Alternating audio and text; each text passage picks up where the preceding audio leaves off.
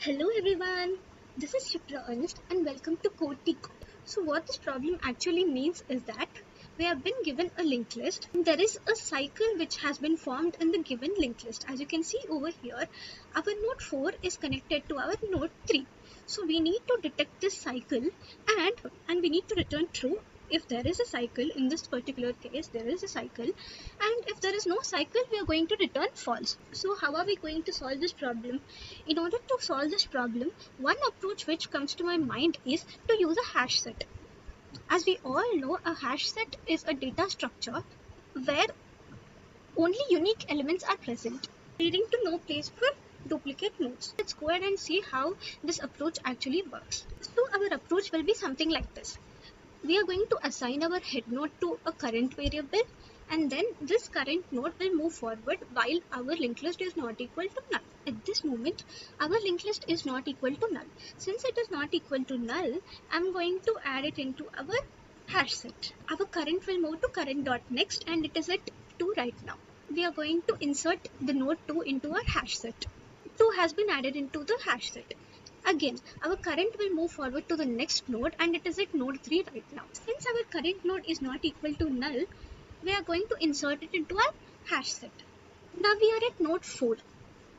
And since it is not equal to null, we are going to insert 4 to the hash set as well. Now our current node will move forward and it will be assigned to node 3 because 4 is connected to 3. So now our current node is pointed to node 3. As we can see in our hash set, 3 is already present. Since 3 is already present, this means a cycle has been formed in the linked list, which means we need to return true since a cycle is present. Let's just say this connection is not present, then there is no cycle formed. So I'll be returning false. So this is the approach we'll be following for solving this problem. Now coming to the code of how we are using a hash set, we have formed a hash set named HS, and then we are going to check while our head node is not equal to null, we are going to check if our hash set contains the head node. If it does contain the head node, a loop has been formed, which is a cycle has been formed. So we will be returning true, representing yes, a cycle is present. Otherwise, we are going to add our head node into our hash set. And we are going to move our head to our next node. Finally, if no cycle has been formed, then we will be returning false, indicating that there is no cycle in the linked list. So this is how this code actually works. Let's go ahead and submit this code.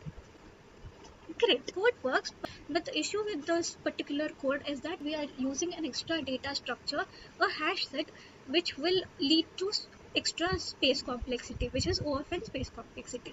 We do not need that. So how do we move towards an optimal approach without using this extra data structure? Let's see. So the next approach to solve this problem is to perform operations within this linked list without an extra data structure. So how do we do that? We are going to take help of a two-pointer approach where we are going to take a slow pointer and a fast pointer.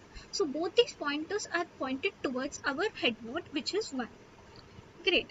So now what we are actually going to do is that while our node at slow pointer is not equal to null and the node at our fast pointer is not equal to null and fast.next, which is 2, is not equal to null, we are going to move our slow pointer to the next node. We are going to move our fast pointer to fast.next.next. Now our fast pointer is over here.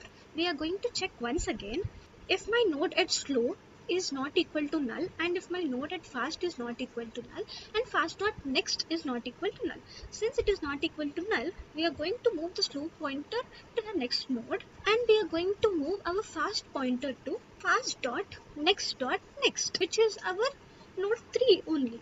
Since slow pointer and fast pointer both are equal to each other, this means a loop has been formed. Since a loop has been formed, we are going to return true, and if this is not the case, then we are going to return false. Coming to the coding part, so now we are going to create a list node named slow and we have created a list node named fast.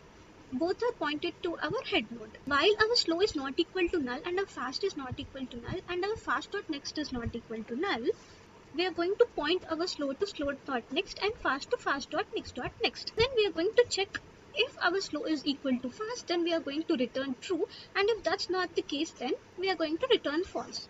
So this is the code. Let's submit it once. Great, the code has been submitted and we have solved this problem in O of n time complexity and O of 1 space complexity. Hope by this video you are able to understand how we have come towards the optimal approach. In general, in any problem we need to think of the brute force solution involving various data structures, and then we have to build it up towards an optimal approach. So yes, that is it for this video. If you did like it, please don't forget to subscribe to my channel, share it with your friends, like the video, and if you have any sort of questions, please don't hesitate to comment it in the comment box. I'll be very happy to help you. Thank you. Bye.